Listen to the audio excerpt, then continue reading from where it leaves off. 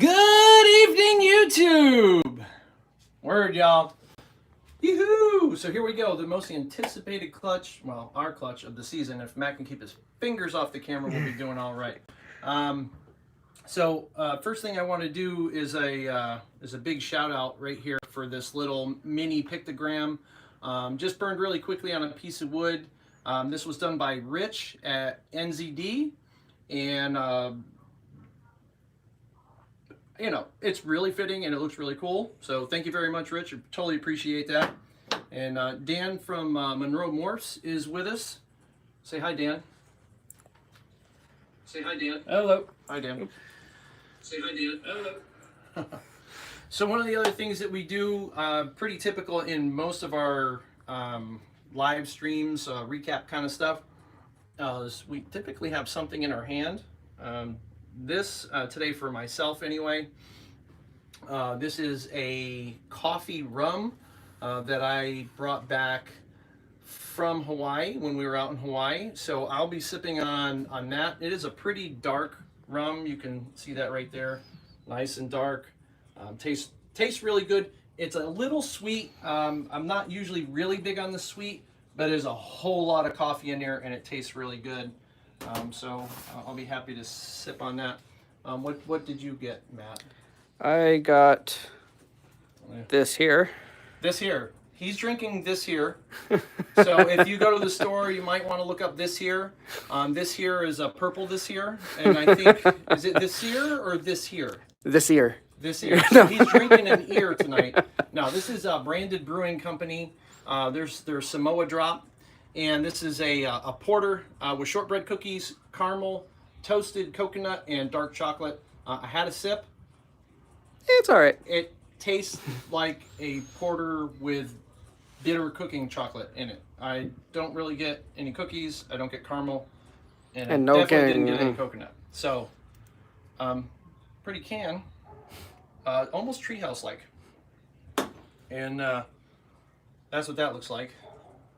Nice and dark. Pretty typical color for a porter. And then you want to say what you're drinking on there, buddy? I'm going to say it's double chip mo.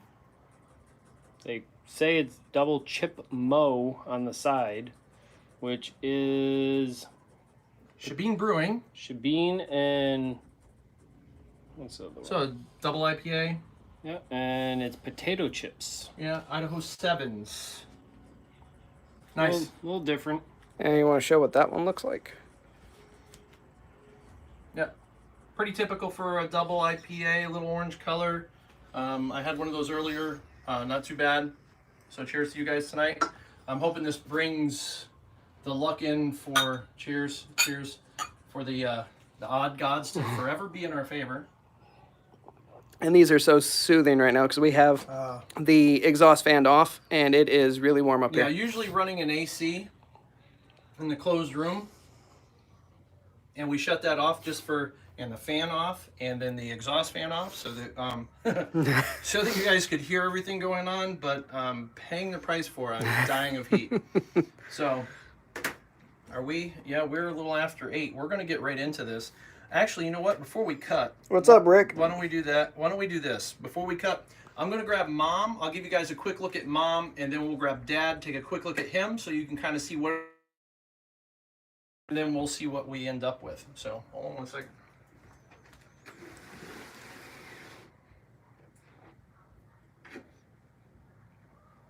Hey, Stephanie.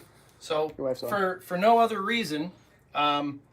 this is the greatest clutch she's ever laid, and I'll explain why. So this is an ivory that looks kind of pastel because she has really no head marks, but has not given us any pastel. She is 100% het for pied, and the best thing about this clutch that she's laid is she's been a mouser. So she's like typically runs around 2,800 grams. And I'll feed her, 3 or 4, sometimes 5 mice a week, which has been a real pain in the butt. But this go around, she's come off mice, Meese? Mises. Meese. She came off Meese because it's plural, right? It's mice. If Mice. moose is Meese, mouse is Meese. Anyway, so she is no longer on mice. She is now on rats, which is awesome. So I'm hoping that she's really going to grow and stack on some more weight for next season. So that's Mom, Ivory, 100% het for pied.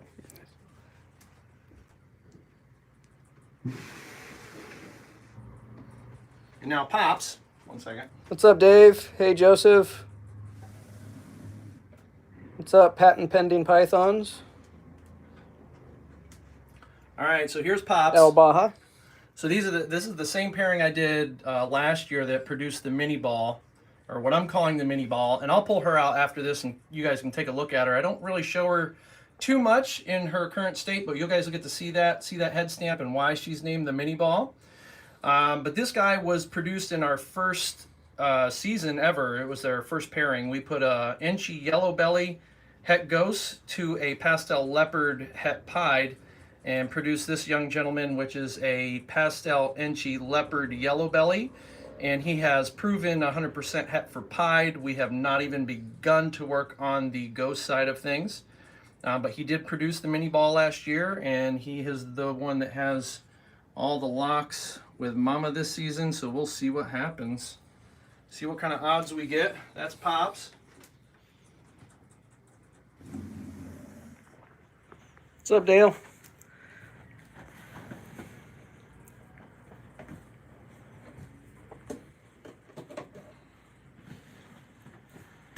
And then the Minnie Ball, Minnie herself, she is 1,100 grams. And that's that head stamp we were talking about. You can see right up top there, that looks like, I thought it looked like Minnie or Mickey Mouse. And because it's a female, we named her Minnie. She still carries a lot of that purple. It's not as contrasty as when she was young, but it is still clearly there, at least by my naked eye. She looks phenomenal. I think a lot of the striping is coming from being het pied. She's 66 het pied. So Pastel Enchi Leopard Ivory, 66% het for pied. Lots of striping. A het pied will do that. And she lost, again, a little bit of contrast, which is just that ivory really connecting. There's a quick picture of when she first shed. So considerably different, but still, you can still tell it's the same animal. And I don't know, we'll see if we hit another one. So, yeah. 8 eggs, and we're gonna see what we can get out of this. Any questions at this point? Nope. Rick was just mentioning that she still looks good. Totally agree. Yeah, I'm still in love with her. Of course, I wish that she would have totally kept that hatchling look. Excuse me. Got some alcohol swabs. But nonetheless, she looks good, and she is a super powerhouse. Yeah, pat my head. Super powerhouse that breeder. That again, at the end of this season, come December, she really should be. Right on weight. She just took her first meal after being off feed for 2 months. And she was a garbage can before. So I totally expect that she'll be a garbage can later. One question is, did you say she's Enchi also? She is also Enchi, yes. She is Pastel Enchi Leopard Ivory, 66% het pied. But again, based on that striping, I think she's going to prove for pied. I've seen other animals that have minus pastel, all the other genes in there, and just didn't look the same, but there was no pied in the mix. So a pied will tend to stripe out the tail a little bit. You'll get the tracks on the belly, on the bottom, and she has both. I think she's going to really prove out. So here goes to some luck, and we're going to start cutting.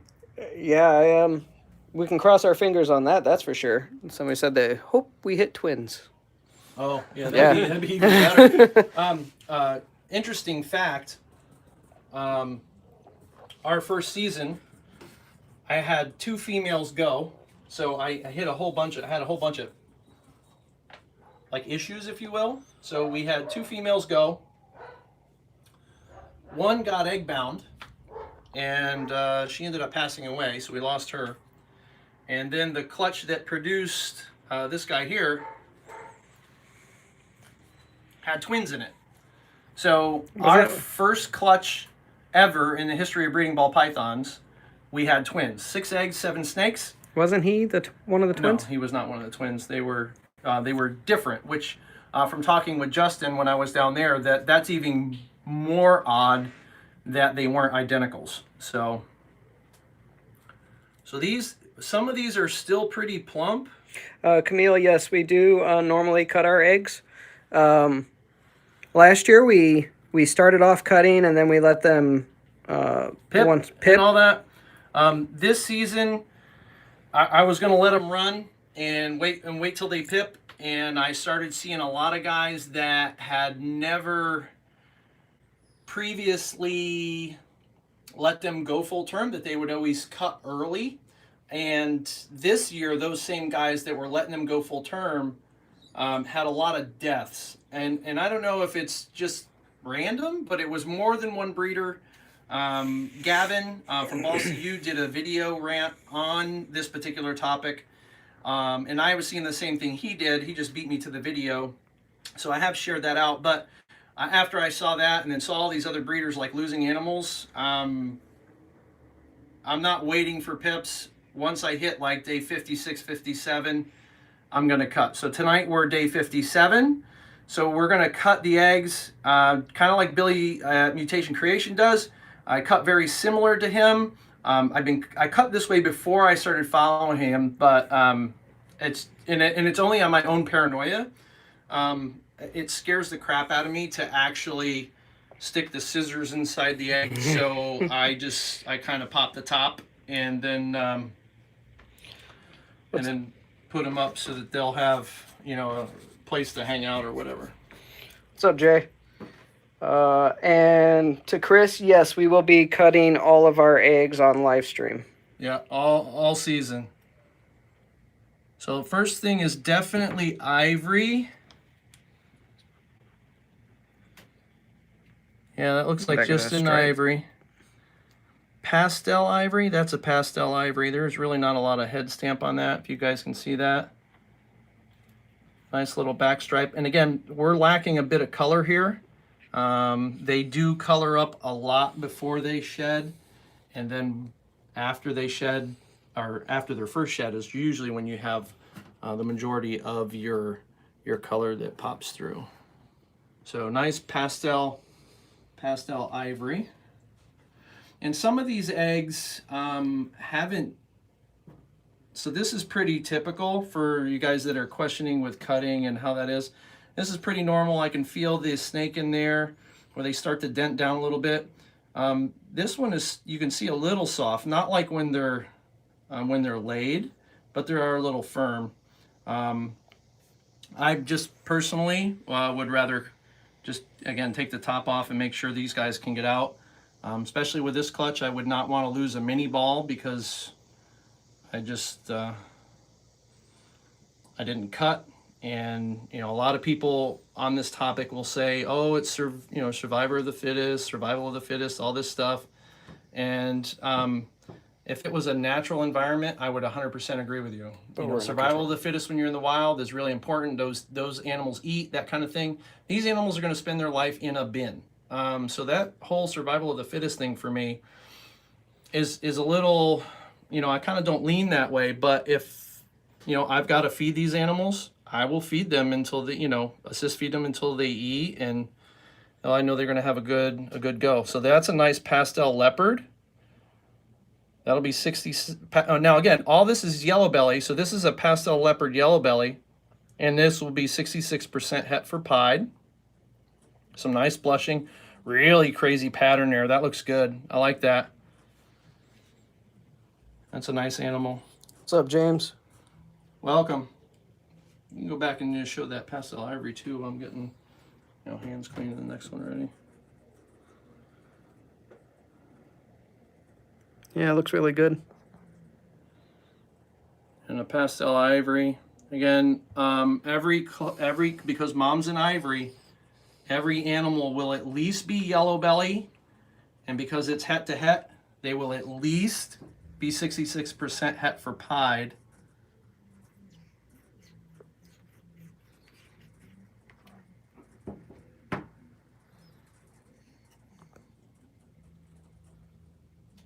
Now, that's a little different than what I've seen out of this clutch before. Thanks, Matt. We're supposed to put that on silent. So I'm going to say this is, this almost looks super pastel from all that blushing, which is not typical. So with that said, we'll have to see what happens with this animal. Maybe it comes out and it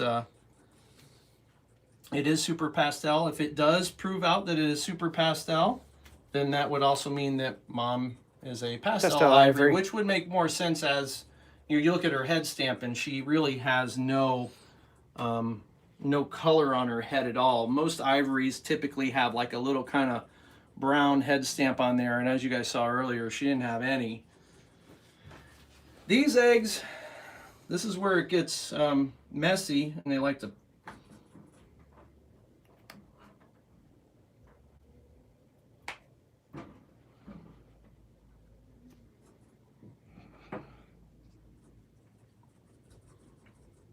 So we've got another ivory, and it's got the back stripe on there, so you can see that that is ivory or a pastel ivory.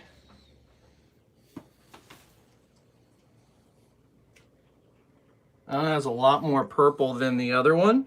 So like this one here has very little purple. This one you can see a lot of purple on that dorsal. That's why I'm going to say that other one's a pastel. This one is probably just an ivory. Again, 66% het Pied. Het pied. And I was talking to Matt previously, yesterday or the day before, and last year this particular male really seemed to throw around a lot of genes. So he went to the ivory, and the combos last year were crazy out of this clutch. And then he went to a black pastel, and that clutch, which had 12 eggs, was just ridiculous as well, as far as just tons and tons of genes thrown around across all animals. And not a pied. So last year by this point, I think I had a couple pieds already. This one here looks like a pastel Enchi yellow belly. You can see the flames right in there from the yellow belly, and just some of the banding looks very Enchi-ish.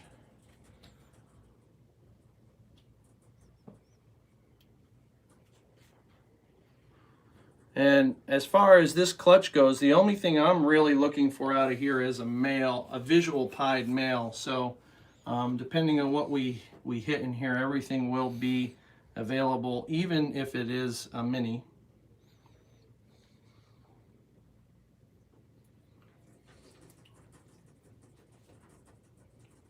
Yeah, thank you.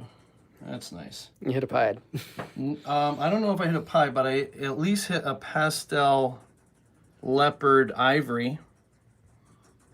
See that nice patterning there? I'm looking down. I don't really see. I don't think it's pied unless it happens to be high white, which I may not know the answer to that until it comes out of the egg and sheds. But you can zero in on that. That looks really, really good. And that was actually the goal of all last season, was just to hit a leopard ivory. And there we got a nice pastel leopard ivory. Come on, I need some Yahtzee.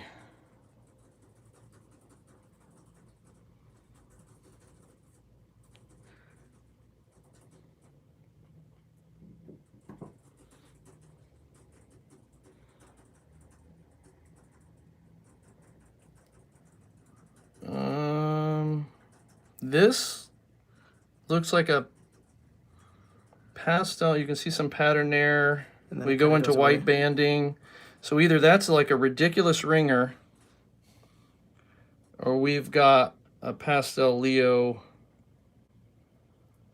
ivory. I mean, I don't want to mess with it too much, but that does look like that could be a pastel, a pied rather. And the banding is either a pied or something. And again, head to head, 25% of the clutch technically should be pieds. So, I mean, I have 8 eggs. I should get at least 2 pieds, but if you guys follow me enough and you watch my clown stuff, you can swing and miss year after year after year.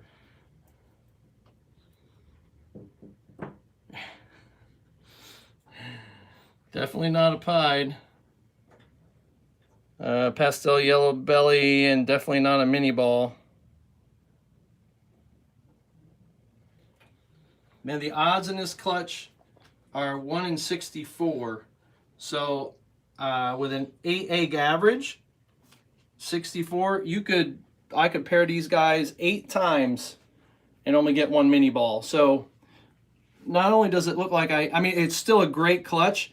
Couple leopard ivory, pastel leopard ivory, possible pieds.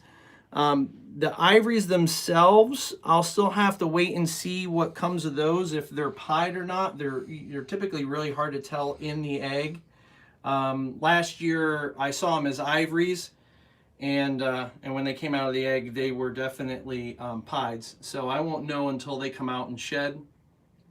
And then these guys as well. But again, 4 ivories, 50% are ivories. So that's throwing down that yellow belly pretty good. A possible super pastel, which would be nice because that opens up mom for another gene.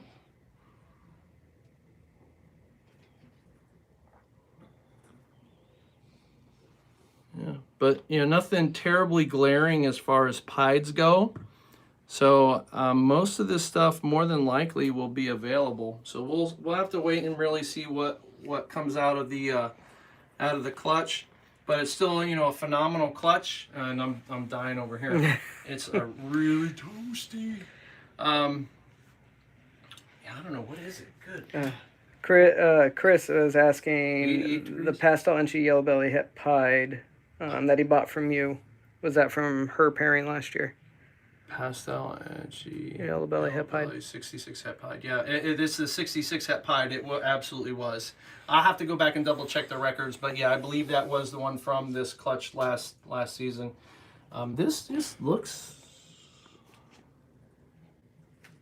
striped a little bit. How long after hatching do you sex them? I sex them right when they come out of the egg, typically. Once they come out of the egg on their own, I'll pop them and I'll pretty much know what they are. That for me is usually some of the easiest because they don't really have all the muscle strength and everything yet to like hide it on you, if you will. Yeah, that's interesting. That really does look super pastel. That blushing. And you've been saying for the longest time you thought she had pastel on her. Yeah, I did. Which may change even, like this girl. Yeah. All that craziness maybe. I don't think it's super pastel. Not with the head stamp. What do you even think about the pastel Leo ivory pied at the top? Yeah, the pastel Leo is possible. So this is a sister that I held. And this girl is at least a pastel leopard ivory pied, and she's pretty blushed. I mean, there's really not much. There's a little yellow on the tail. There's really almost no pattern and no color on her, and it very well may be because it's a super pastel. But I won't know until I pair her. But she's considerably smaller than the Minnie, and she's not really gone off feed. Where Minnie hasn't eaten in like 2 months. It's just, Minnie's a powerhouse and just destroys food, and this girl she eats. She just kind of makes her way along. James, what size shirt are you? Not you, James. James on here. He was saying to bring black shirts to White Plains. We just got to make sure. I got them. Yeah, we just got to make sure we have your size. Yeah. I think I'm out of large. I have to double check. I might have one. But yeah, well, if I know your shirt size, if I got one, well, we bring all the shirt sizes with us, so definitely stop in and ask us, and we'll see what we got. Yeah, fuzz on you. Blue stuff. Yeah, it's really warm up here. It is. If you can't tell, I'm Hey, he's sweating bullets. Bullets, literally bullets. So no Minnie Ball, whoop, whoop, whoop, but still a phenomenal clutch. Again, I'm not 100% even that there's a pied. Yeah, I in think here. you definitely used up all your pie odds last year. But last year, this same clutch produced, it was 9 eggs. We produced 5 ivories and 5 pieds with other combos involved. And there was only 1 animal that wasn't an ivory or a pied. So definitely a little different. You just never know what you're going to hit. And head to head with other genes mixed in is you know, it can be tough at times. I mean, I got 4 incomplete genes on the male and technically 2 on the female. So you figure you got 6 genes at work and you do a head to head. I mean, the odds just drop way off, like, you know, like I said before, 1 in 64. So, Well, thank you, everybody. We appreciate the love for the shirts. A lot of people are saying the black shirts look great. The logo on it. We definitely changed it up with this run. We're very, very excited with how this looks, and we like it much better than the other ones. The next run, we've kind of got figured out how we're going to do that. I kind of want to do a little tribute to the military. So we're going to do it with an Army drab green with the black logo. Same distressed look. The same writing on the back. But then we're going to put the American flag on one of the sleeves. And that's going to be the run. Timeline, you know, I don't really know. We just kind of have the design idea worked out. We will I'd probably say within, you know, before the end of this year, we'll probably end up having that run done. So those are, you know, something on the horizon that's coming. So you know, quick and dirty. What about the Coast Guard? That's from Gray's. Dude, well, actually, Gray, since both you and I got out and they got taken over by Homeland Security, they are now considered Department of Defense. So they would be included in that military tribute. Yes. Aside from maybe throwing an anchor on another sleeve or something, you know, I don't know yet. Yeah, anchor works out. Coast Guard and Navy for both of us. All 3 of us. All 3 of us. 4 of us, if you yeah. count him. Yep. So, well, that's pretty much it for us, unless you guys got some more questions for us, because I got to turn this AC back on. I'm literally going to, like, collapse. And the fun comes for me. I've got my Arlo camera all squared up and going to watch these guys, so I'll know when they come out of their eggs. And I don't know, that almost looks mini-ish, minus some color. Yeah, again, we'll have, because that might be a Minnie Ball, bro. That's very stripy. Close, yeah. Yeah, look at all the stripe.